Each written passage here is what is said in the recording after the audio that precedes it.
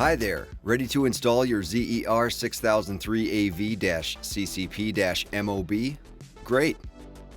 I'll walk you through the steps and throw in a few pro tips to save you some time and labor along the way.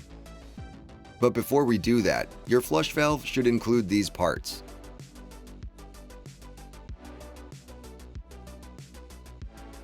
Here are some of the recommended tools for installation.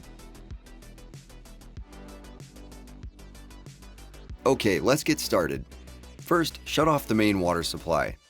Measure the distance from the finished wall to the center of the fixture spud. If need be, cut your water pipe to be 1 1/4 inches shorter than the measurement from the wall.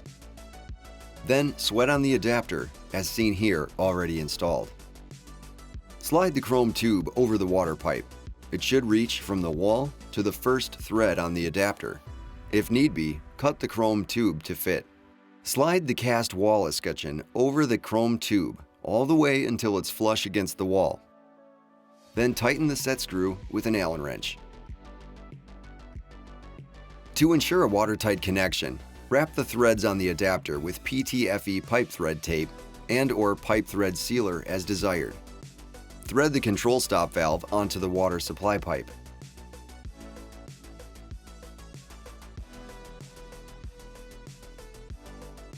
Close the stop valve with your flathead screwdriver by turning the screw clockwise.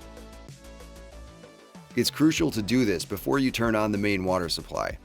After you've verified that the control stop is closed, turn on the main water supply. Place a bucket next to the stop valve outlet. Slowly open the stop valve, turning the screw counterclockwise. Let approximately 2 gallons of water flush through the pipe and into the bucket. Then, close the stop valve. Inspect the flush valve to make sure the stop ring is in place and the O-ring is seated within the O-ring groove at the end of the tailpiece. If need be, lubricate the O-ring with water. Insert the flush valve tailpiece into the control stop valve. Hand tighten the nut and secure the connection with a smooth-jawed wrench. Determine the length of the vacuum breaker tube required to join the flush valve and the fixture spud. If need be, cut the vacuum breaker tube to fit. Insert the vacuum breaker into the top of the vacuum breaker tube. Then, from the bottom up, slide on the tube nut, the spud nut, the slip gasket, and the rubber washer. Place the spud escutcheon over the fixture spud. Then insert the vacuum breaker tube into the fixture spud and up into place. Hand tighten the tube nut and the spud nut. Then secure all connections with your smooth-jawed wrench.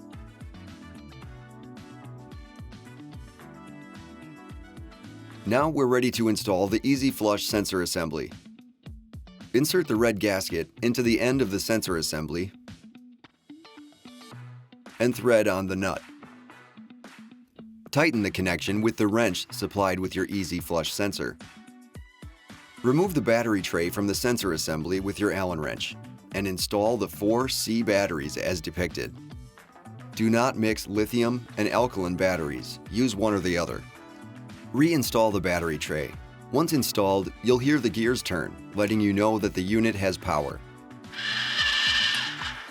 The E-Z Flush unit has a 10-minute startup sequence in which the sensor will flash the user in view yellow LED continuously as long as a user is in view.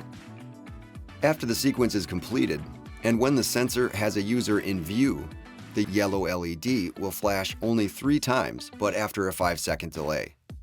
This delay prevents needless flushes when someone walks by.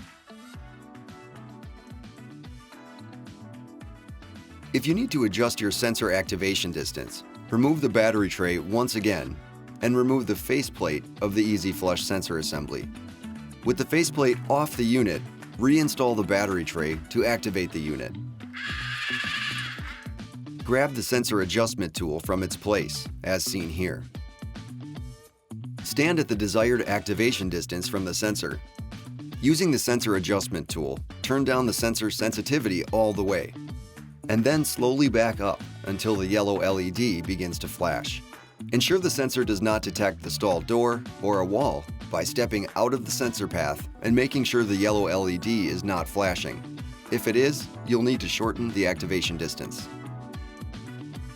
Next, remove the battery tray again. Replace the sensor adjustment tool and the cover, then reinstall the battery tray. Open the control stop valve with your flathead screwdriver to turn on the water to the unit. Then install the vandal-resistant stop valve cover. The flush valve is now ready for normal operation.